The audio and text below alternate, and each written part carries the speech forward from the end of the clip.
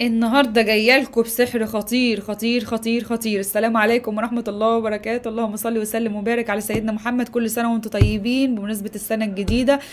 وبمناسبه السنه الجديده لسبب احنا بمناسبه ان هو اول رجب، فكل سنه وانتم طيبين واللهم بلغنا رمضان. لا فاقدين ولا مفقودين يا رب. كل عام وانتم بخير والامه العربيه كلها بخير. شهر رجب دوت ما شاء الله يعني الرزق فيه ما شاء الله. اللهم اشفي مرضانا يا رب وارحم موتانا واهلك اعدانا ولا تخيب فيك رجانا، اللهم امين. اللهم ارزق المسلمين جميعا يا رب والمسلمات في كل انحاء الارض، وارزق جميع خلقك، اللهم امين يا رب. شهر رجب دوت اكثروا بقى من الصيام واكثروا من الصلاه واكثروا من الدعاء، ان شاء الله ربنا يستجاب لكم. كل عام وانتم بخير. مش هطول عليكم.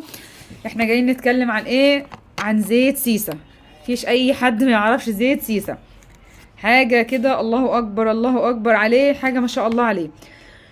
اهو في التطويل سحر. انا كنت منزله لكم قبل كده شامبو كيش كينج اللي انا كنت منزلاه، وقلت لكم انا هقول لكم تجربتي معاه، بس لما انزل لكم فيديو عن الزيت.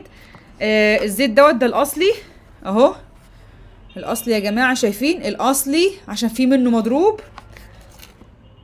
طب هتقولي احنا هنعرف ازاي الاصلي من المضروب؟ اول حاجه شايفين العلامه دي، العلامه المائيه بتاعته دي كده، تعرفي ان ده الاصلي. تمام. كل الكلمات اللي عليه بالانجليزي، مفيش اي حاجه خالص بالعربي. شايفين ده كده العلامات دي برضه اهي اهو.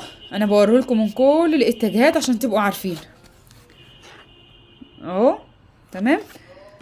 اول حاجه انا عايزه اقول لكم قسما بالله، قسما بالله زيت سيسا ده انا بقسم ربنا يحاسبني، بس انا على فكره ما بحبش الحلفانات الكتير، بس انا بحلف لكم علشان خاطر بس تتاكدوا من المنتج اللي انا بتكلم فيه. اول حاجه زيت سيسا ده انا مستخدمه منه، يعني بص هو حرفيا اكتر من 5 ازايز، فانا مش عارفه يعني اكتر بقد ايه، 6 7، لا انا ما اقدرش اقول عشان ما احلفش كذب وخلاص. اول حاجه تجربتي مع زيت سيسا ده، انا كنت عامله بروتين.